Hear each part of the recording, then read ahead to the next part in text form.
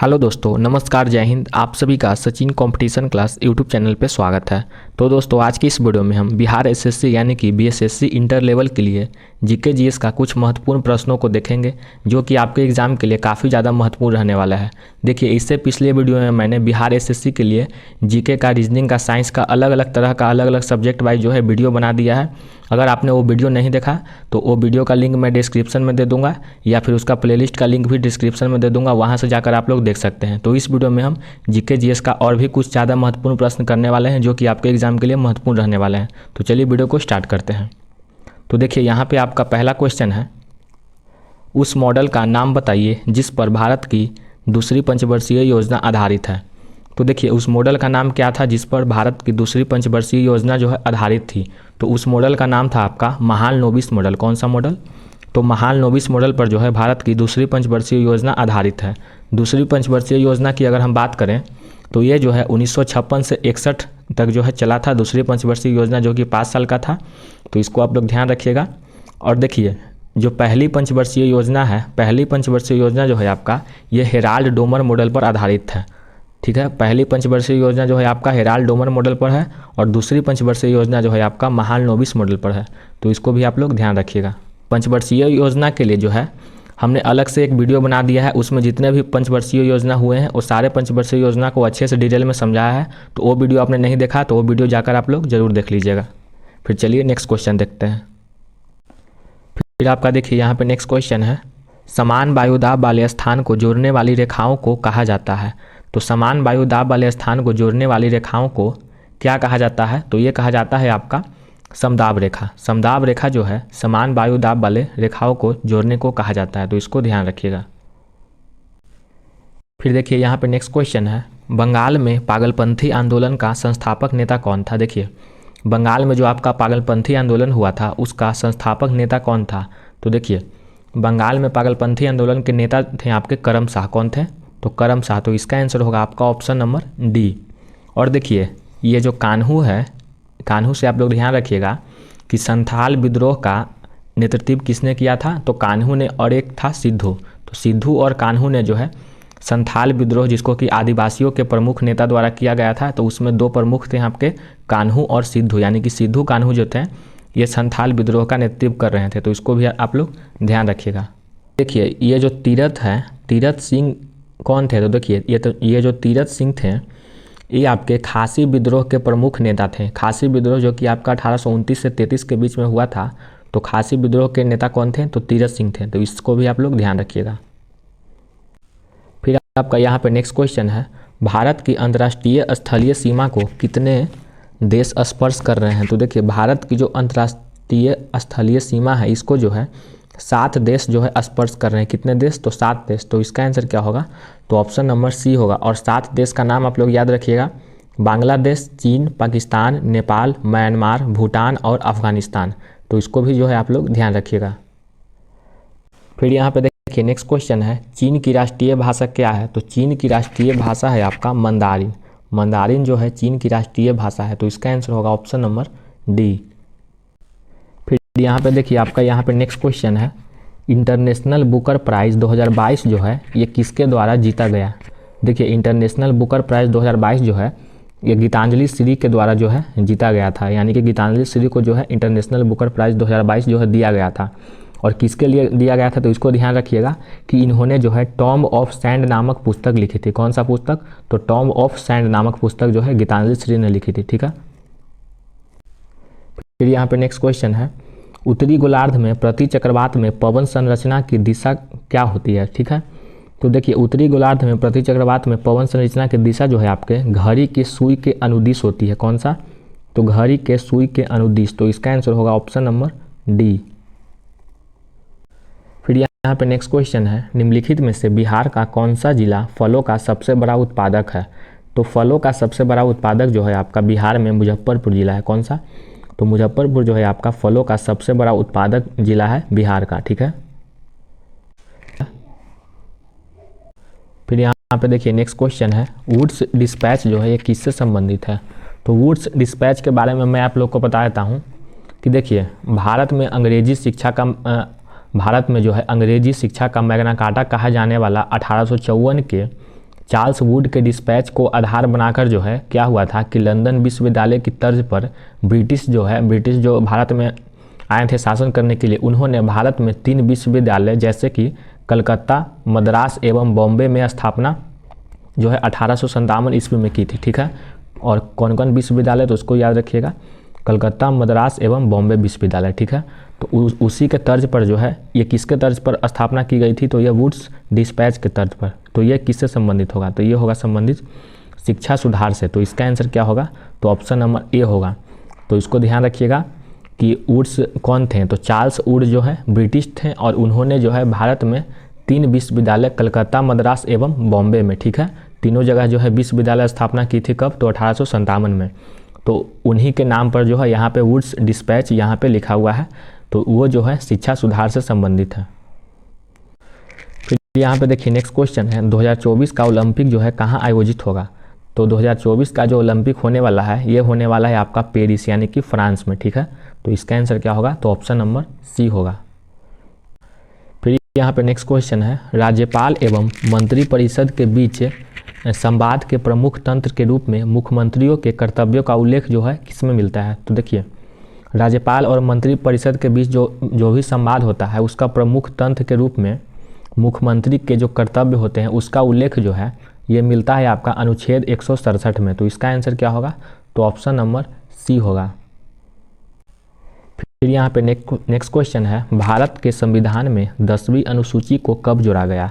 तो भारत के संविधान में जो है ये 10वीं अनुसूची जो है ये 1985 के जो 52वां संशोधन था संविधान का, उसमें जोड़ा गया था। ठीक है, तो 1985 में कौन सा संशोधन, तो 52वें संशोधन के द्वारा जो है जोड़ा गया। तो इसका आंसर होगा आपका ऑप्शन नंबर बी। फिर देखिए नेक्स्ट क्वेश्चन है, भारत के महान्यायवादी से संबंधित निम्नलिखित कथनों पर विचार करें। तो ये सभी कथनों में कौन सा सही है वो बताना है। तो देखिए पहला कथन है आपका, वह भारत के मुख्य न्यायाधीश द्वारा नियुक्त होते हैं। तो ये तो गलत है। दूसरा है आपका, वह भारत सरकार को विधि संबंधित विषयों पर सलाह देता है। तो यहाँ पे बताना है कि उपरोक्त कथनों में से कौन सा सही है। तो इसका आंसर होगा ऑप्शन नंबर 2, यानी कि दूसरा कथन जो है सही होगा। भारत के महान्यायवादी जो हैं भारत सरकार को विधि संबंधी विषयों पर जो है सलाह देता है। तो इसका आंसर होगा ऑप्शन नंबर ए, यानी कि कथन दूसरा जो है सही है।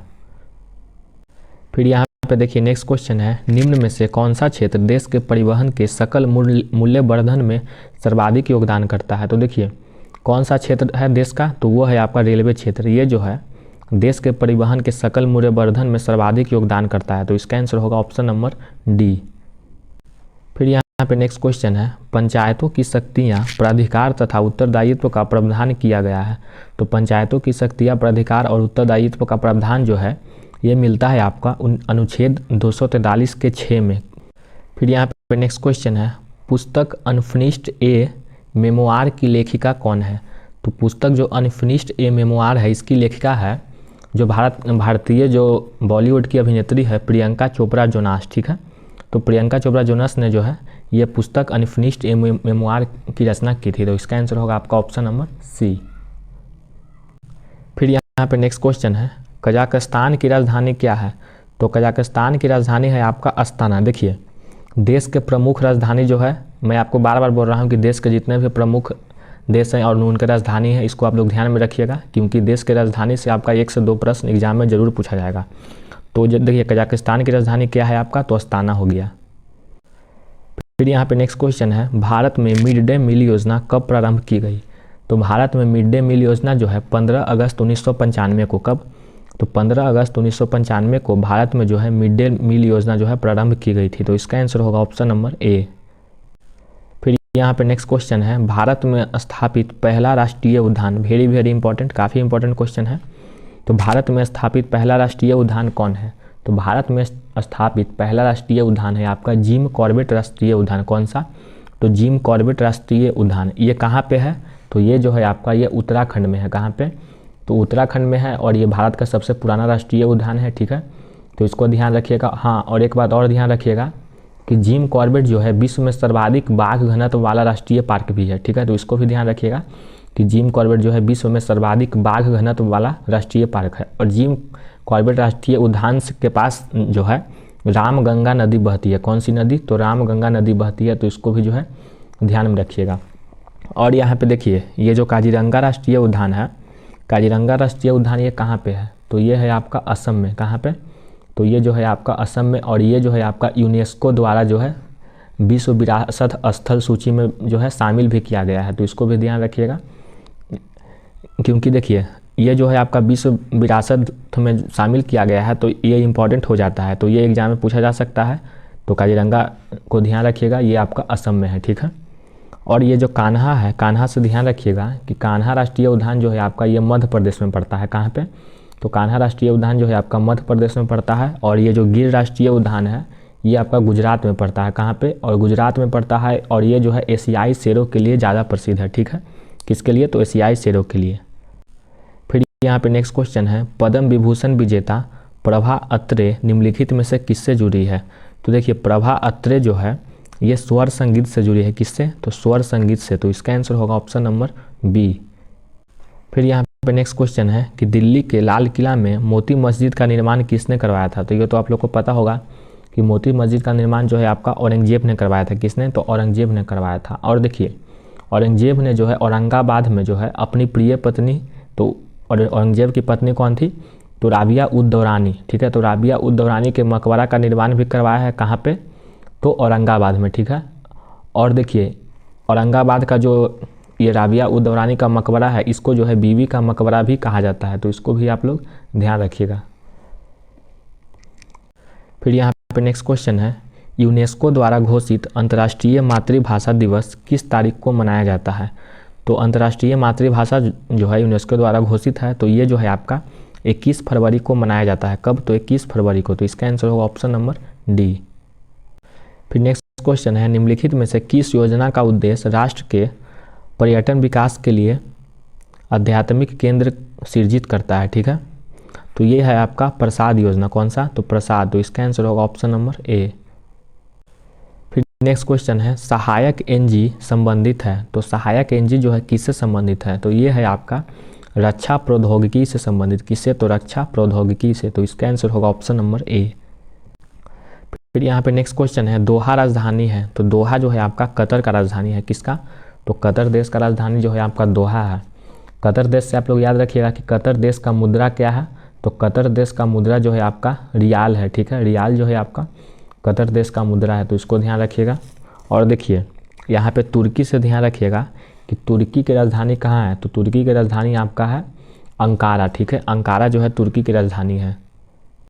फिर नेक्स्ट क्वेश्चन है, निम्न में से कौन सा देश बिम्स्टेक का सदस्य नहीं है। तो मालदीव, देखिए मालदीव जो है आपका ये बिम्स्टेक का सदस्य नहीं है। यहाँ पे म्यांमार, थाईलैंड, नेपाल तो है, लेकिन मालदीव जो है आपका ये बिम्स्टेक का सदस्य नहीं है।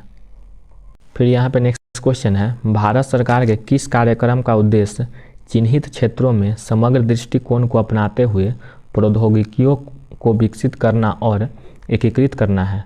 तो ये है आपका प्रौद्योगिकी विकास कार्यक्रम। कौन सा कार्यक्रम, तो प्रौद्योगिकी विकास कार्यक्रम, तो इसका आंसर होगा ऑप्शन नंबर डी। फिर यहाँ पे नेक्स्ट क्वेश्चन है, नगुल्ट्रम मुद्रा है। तो देखिए नगुल्ट्रम एक भूटान की मुद्रा है। किसकी, तो भूटान की मुद्रा है, तो इसका आंसर होगा ऑप्शन नंबर सी। फिर यहाँ पे नेक्स्ट क्वेश्चन है कि भारत का सबसे ऊंचा रेलवे पुल जो है किस नदी पर बना है। तो देखिए भारत का सबसे ऊंचा रेलवे पुल जो है ये आपका चिनाव नदी पर बना है। कहाँ पे, तो चिनाव नदी पे, तो इसका आंसर होगा ऑप्शन नंबर ए। फिर यहाँ पे नेक्स्ट क्वेश्चन है कि भारत का सबसे बड़ा रबर बांध कौन सी नदी पर बना है। तो देखिए भारत का सबसे बड़ा रबर बांध जो है आपका फल्गु नदी पर बना है। कहाँ पे, तो फल्गु नदी पे, तो इसका आंसर होगा ऑप्शन नंबर डी। फिर नेक्स्ट क्वेश्चन है, सैंधव लिपि की लेखन दिशा कौन सी है। तो देखिए सैंधव लिपि की लेखन दिशा है आपका दाहिने से बाएं। कौन सा, तो दाहिने से बाएं, तो इसका आंसर होगा आपका ऑप्शन नंबर डी। फिर यहाँ पे देखिए नेक्स्ट क्वेश्चन है और ये आज का आपका अंतिम क्वेश्चन होगा, सिंधी भाषा को 8वीं अनुसूची में कब जोड़ा गया। सिंधी भाषा को 8वीं अनुसूची में कब जोड़ा गया, ये आज का अंतिम क्वेश्चन है। तो इसलिए इसका आंसर आप लोग जो है कमेंट बॉक्स में दीजिएगा। इसका आंसर आप लोग कहाँ दीजिएगा, तो कमेंट बॉक्स में सिंधी भाषा को 8वीं अनुसूची में कब जोड़ा गया। तो इसी के साथ आज का वीडियो यहीं पे समाप्त होता है। वीडियो कैसी लगी आप लोग कमेंट जरूर कीजिएगा और अच्छी लगी हो तो लाइक ज़रूर कीजिएगा। चैनल पर नए हैं तो चैनल को सब्सक्राइब जरूर कीजिएगा। धन्यवाद, जय हिंद।